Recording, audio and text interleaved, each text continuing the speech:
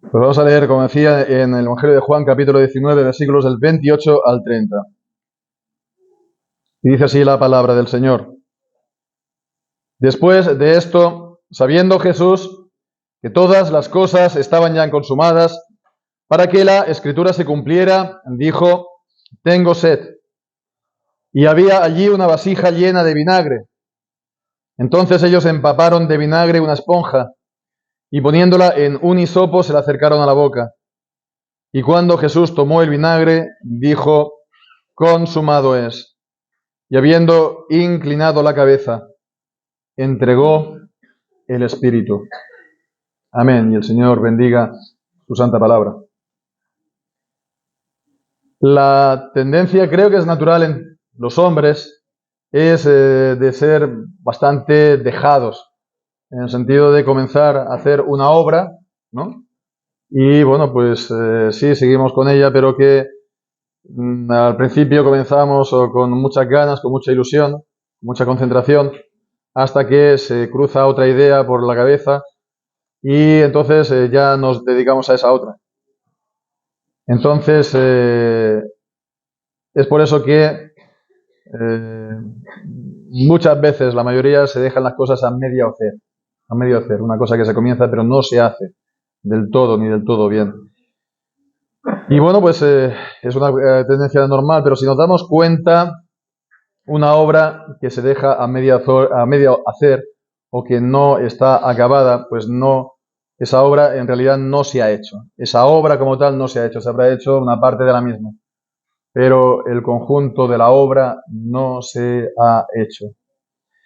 Y esto pues es también para pensar que no es así la obra de Jesucristo, la obra de la salvación, no es una obra a medio hacer, no es una obra que se quedó por el camino o que se tuviera que completar, porque Jesucristo ya la completó una vez y para siempre en la cruz del Calvario.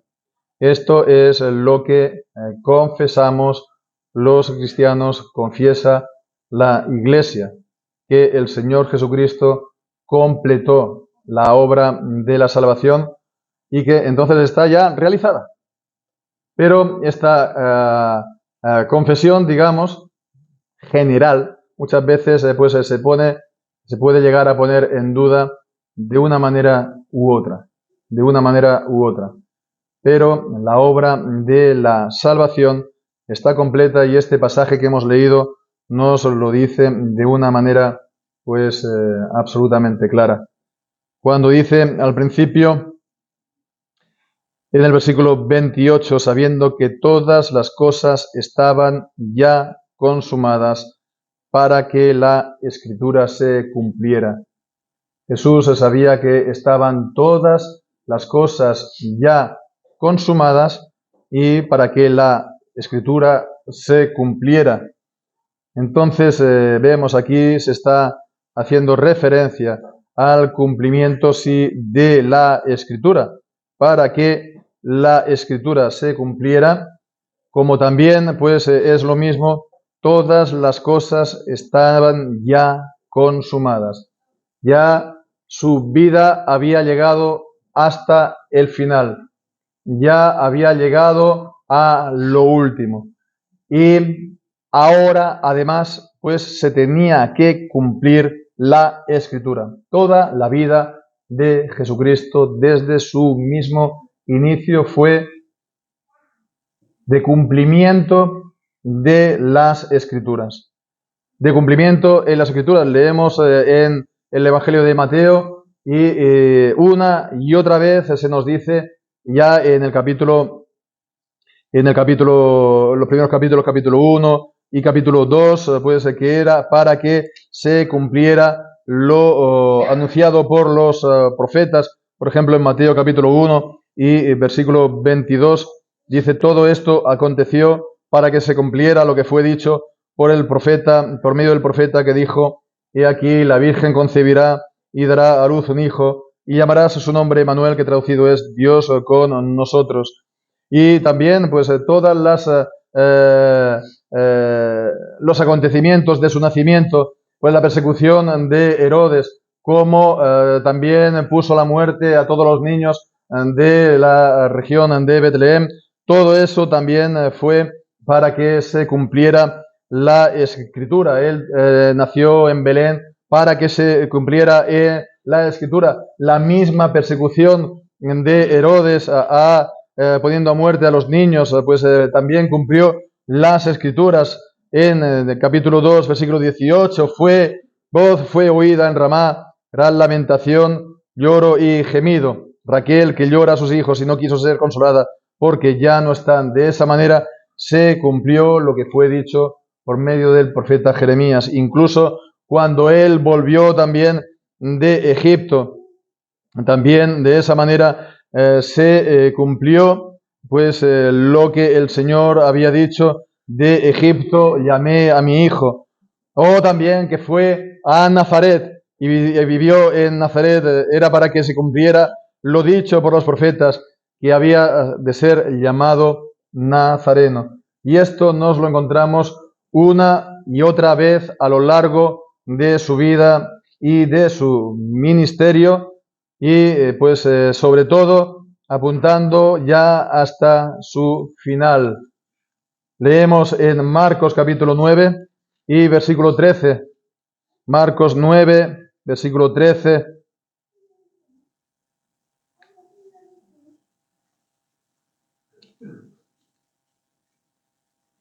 Perdón, es Lucas capítulo 9, versículo 13. No.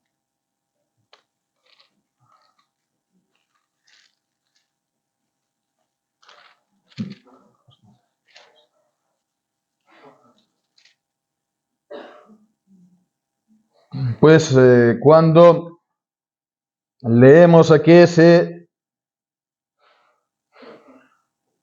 él estaba anunciando siempre la muerte, su propia muerte y su resurrección en cumplimiento de las profecías. Y esto sí, leemos en Lucas, por ejemplo, en capítulo 24 y versículo 26. Lucas capítulo 24 y versículo 26. No era necesario que el Cristo padeciera estas cosas y que entrara en su gloria. O el versículo 44, estas son las palabras que os hablé estando aún con vosotros, que era necesario que se cumplieran todas las cosas que estaban escritas de mí en la ley de Moisés y en los profetas y en los salmos, es decir, en todo el Antiguo Testamento. O también en el Evangelio de Juan, capítulo 20 y versículo 9. Porque no entendían sus discípulos la Escritura, que era necesario que Él resucitara de los muertos. Vemos aquí esta necesidad de que eso fuera así. Y esa necesidad era porque Dios lo había anunciado de antemano por medio de los profetas, y esa necesidad, por lo tanto, tiene su origen en Dios mismo, en su voluntad. Era necesario porque eso es lo que Dios había decretado desde antes de la fundación del mundo.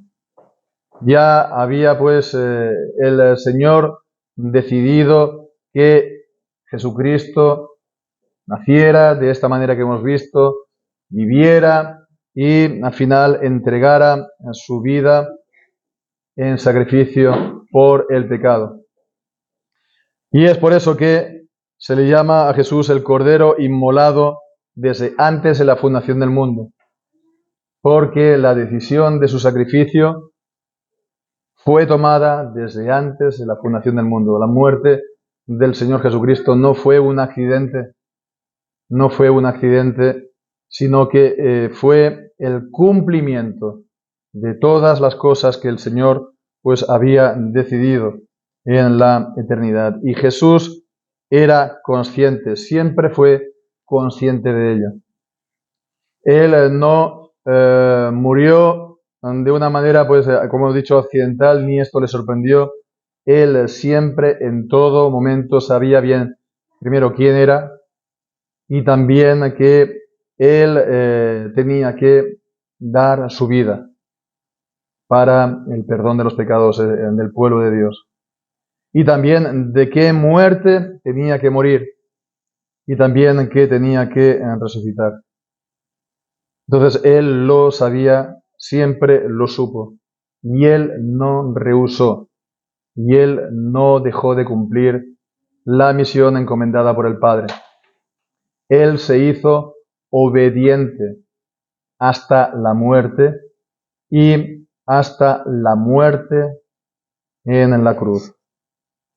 Entonces se había cumplido todo lo que se había dicho de Él en las Escrituras, pero volviendo otra vez aquí a Juan 19, todavía quedaba una cosa por cumplir, dice, para que se cumpliera la Escritura, dijo, tengo sed. Tengo sed. De Él se habían dado muchas profecías y también del momento supremo de la muerte. Pensamos en Isaías 53, que otras veces también hemos considerado, pero faltaba incluso una palabra para cumplir.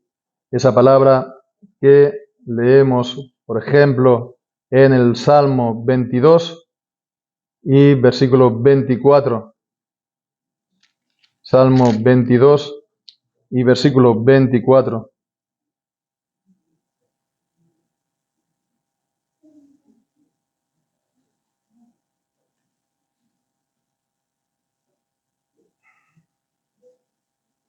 Porque no menospreció ni abominó la aflicción del pobre, ni de él escondió su rostro, sino que cuando clamó a él lo oyó. Y también en el versículo, acerca de sus sufrimientos, el versículo 14, he sido derramado como aguas, y todos mis huesos se descoyuntaron, mi corazón fue como cera, derritiéndose en medio de mis entrañas, se secó como un tiesto mi vigor, y mi lengua se pegó a mi paladar, y me has puesto en el polvo de la muerte. Se le pegó la lengua al paladar, y por eso él clamó, tengo sed. Y también entonces en el Salmo 69 y versículo 21, me dieron además hiel por comida, y en mi sed dieron a beber vinagre.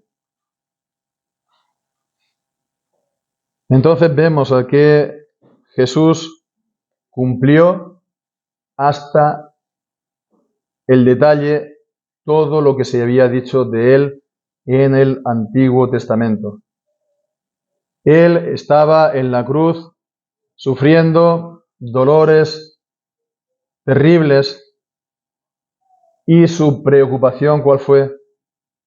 Cumplir la voluntad del Padre, todo lo que le había encomendado. Su mayor preocupación cuando estaba en la cruz era seguir obedeciendo al Padre hasta el final, hasta consumar todo lo que el Padre le había dicho hacer. Le dieron, por lo tanto, vinagre, le escucharon y le respondieron, le dieron ese vinagre, sí. No hay que confundir esto con el pasaje en Marcos 15, cuando dice que, versículo 23, ¿no? Ahí dice que mezclaron, le dieron a beber una bebida que Jesús rehusó, rechazó, no bebió. Le dieron a beber vino mezclado con mirra, pero él no lo tomó. Este vino mezclado con mirra era un narcótico para que él no sintiera el dolor. Y Jesús no lo tomó, porque él no rehusó el sufrimiento, los terribles tormentos de la muerte, que le conducirían a la muerte. Él no lo rehusó, no lo negó. No tomó, por lo tanto, ese narcótico, pero sí que tomó ese vinagre ese vinagre que era cumplimiento de la voluntad de Dios, de esa profecía, y también vemos, es un símbolo también de la amargura de su alma en ese momento supremo de la cruz.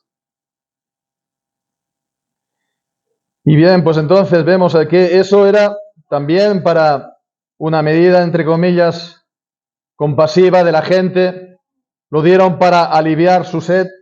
De esa manera, pues, se podría prolongar un poco más su vida y de esa manera prolongar un poco más su agonía.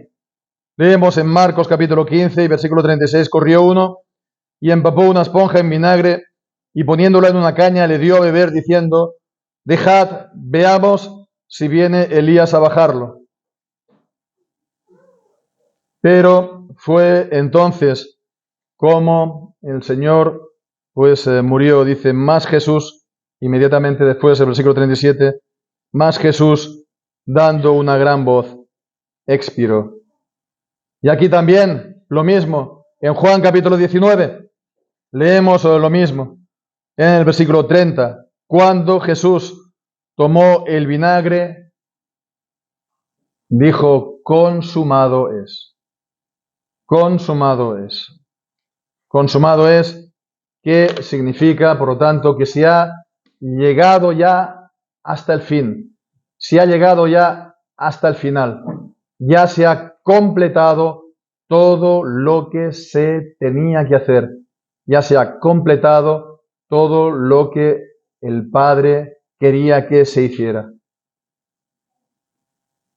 Estuvo, por lo tanto, con vida hasta incluso ese detalle de beber del vinagre que simbolizaba, como hemos dicho, esa copa de amargura que él iba a apurar hasta el final. Y él entonces dice, entregó el Espíritu en manos del Padre. Y fue, por lo tanto, su muerte, una muerte real, no algo simplemente aparente, de un cuerpo aparente. Él era Dios, pero encarnado, y su cuerpo sufrió hasta el fin y murió, por consiguiente, una vez concluido todas las cosas. Él completó, por lo tanto, una vez más, todo lo que el Padre le había dado a hacer. Y lo hizo, uno, porque se hizo obediente al Padre, porque amaba al Padre. Amaba al Padre e hizo siempre su voluntad. Nunca lo desobedeció y siempre pues hizo lo que agrada al Padre. Siempre estuvo en perfecta comunión con el Padre. Porque amaba al Padre, él se hizo obediente hasta el fin, a la muerte y muerte de cruz. Uno, porque amaba al Padre. Pero dos, porque amaba a aquellos por los cuales moría. En Juan capítulo 13 y versículo 1 leemos, antes de la fiesta de la Pascua, sabiendo Jesús que su hora había llegado para pasar de este mundo al Padre, como había amado a los suyos que estaban en el mundo, los amó hasta el fin. Los amó hasta el fin, hasta lo sumo, hasta lo máximo. Y por eso Él fue hasta el fin para salvarlos. Los amó sin que hubiera nada que hacer para salvarlos. Los amó como nadie los puede amar, hasta el punto de dar su vida por ellos. Él ha llegado, por lo tanto, hasta el fin para la salvación de su pueblo. Todo está, por lo tanto, consumado, todo está completado, todo está acabado y cumplido. Y decía pues que esto es algo que nos enseña las Escrituras en este pasaje y que la Iglesia, los cristianos, confesamos, pero que muchas veces de manera en la práctica lo negamos. Cuando decimos que todo está consumado, significa pues que todo lo que se tenía que hacer para la salvación del pueblo ya se ha cumplido. Todo lo que había sido prefigurado en el Antiguo Testamento por medio de sacrificios de animales ya no se tiene que guardar ni cumplir. Ya todo lo que eran las fiestas y los festivales del Antiguo Testamento, la religión en general del Antiguo Testamento en su conjunto, ¿no? De sus ceremonias, ya se ha cumplido en Cristo. Él era el centro, Él era la esencia de todo. Y bueno, pues ya no se tiene que guardar esto, sino lo que el Nuevo Testamento que el Señor Jesucristo pues nos ha dado. Pero también que se ha cumplido todas las cosas significa que ese sacrificio de Jesucristo ya está acabado y ya es, por lo tanto, suficiente y eficaz para salvar a su pueblo. La carta a los hebreos siempre repite una sola vez. Él se ha entregado una sola vez por los pecados de su pueblo. Esto significa, por lo tanto, que el sacrificio de Jesucristo no tiene ninguna necesidad de ser completado. El sacrificio de Jesucristo en la cruz, por ejemplo, no se renueva continuamente cuando se celebra la Eucaristía o la mesa del Señor. Es una conmemoración solemne, sagrada, pero no hay un nuevo sacrificio porque todo fue consumado, todo fue completado. El sacrificio del Señor Jesucristo también es suficiente para la salvación, de manera que no tenemos que añadirlo nosotros nada con nuestras obras, con nuestros, comillas, sacrificios, como si pues la obra del Señor Jesucristo estuviera incompleta y tuviéramos que nosotros ayudar para que Él salve a su pueblo. La obra del Señor Jesucristo está completa y significa, por lo tanto, que aquel que el Señor comienza en él la buena obra, la culmina hasta el fin. La salvación de Dios está completa. La salvación de Dios, si uno la recibe verdaderamente por fe, no se pierde, porque todo está consumado. La muerte de Jesucristo en la cruz fue el centro de la historia. Todo gira pues alrededor de ella. Y dice Hebreos capítulo 7, versículo 23. Leemos a partir de ahí, comparándolo con los antiguos sacerdotes del antiguo pacto. Los otros ciertamente llegaron a ser muchos sacerdotes, porque por la muerte no podían permanecer. Mas este, por cuanto permanece para siempre, tiene un sacerdocio inmutable, por lo cual puede también salvar eternamente a los que por él se acercan a Dios, viviendo siempre para interceder por ellos.